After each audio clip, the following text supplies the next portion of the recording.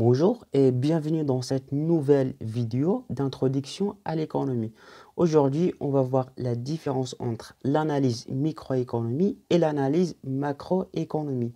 On va voir la méthode et les principes de la microéconomie, la méthode et les principes de la macroéconomie et on va voir les points de différence et les points communs entre ces deux analyses économiques.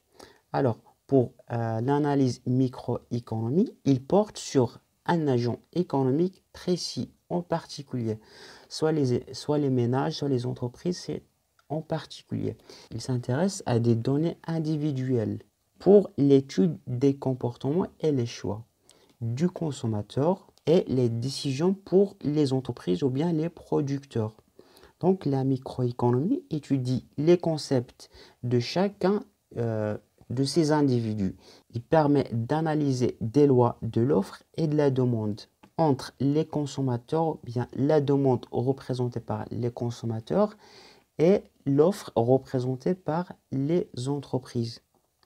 Alors que la macroéconomie est la partie qui se charge d'étudier le fonctionnement économique en général. Ainsi, les politiques économiques mises en œuvre dans un pays, dans une grande échelle, dans une société, dans son ensemble. Et parmi les variables les plus utilisées, c'est le PIB, bien le produit intérieur brut. On trouve également taux de chômage, taux d'intérêt, taux d'inflation, etc., etc.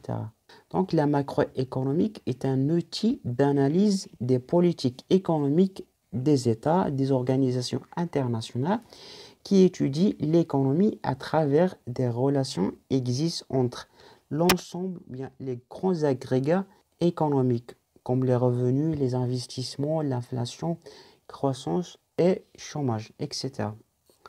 Alors, pour la différence entre ces deux analyses, pour la macroéconomie, il porte sur une vision globale, une vision générale sur l'ensemble de ce qui est réalisé au sein dans l'économie, contrairement à la microéconomie qui porte sur une vision particulière sur l'économie.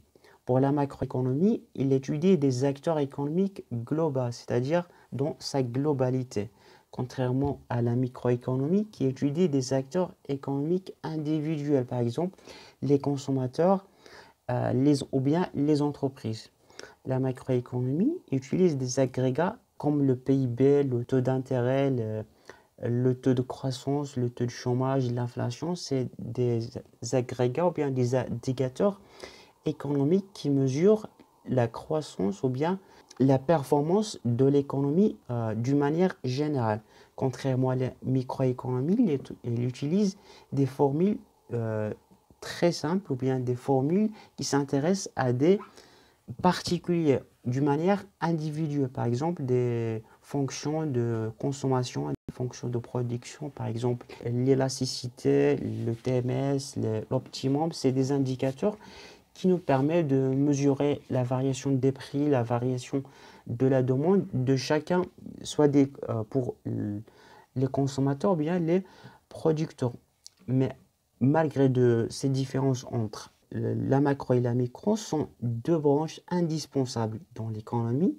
Chacun servit l'autre. Par exemple, c'est à partir de l'ensemble des données microéconomiques collectées par plusieurs agents, plusieurs consommateurs et plusieurs entreprises qui constituent une vue générale sur tout ce qui se passe dans l'économie ou bien pour calculer ces données comme le PIB. Donc, et voilà, donc maintenant, j'espère que vous avez maintenant compris la différence entre la micro et la macro. Si vous avez d'autres questions ou bien des propositions, n'hésitez pas de le faire dans les commentaires. Pour recevoir les prochaines vidéos, abonnez-vous. Allez, je vous dis bon courage et à bientôt.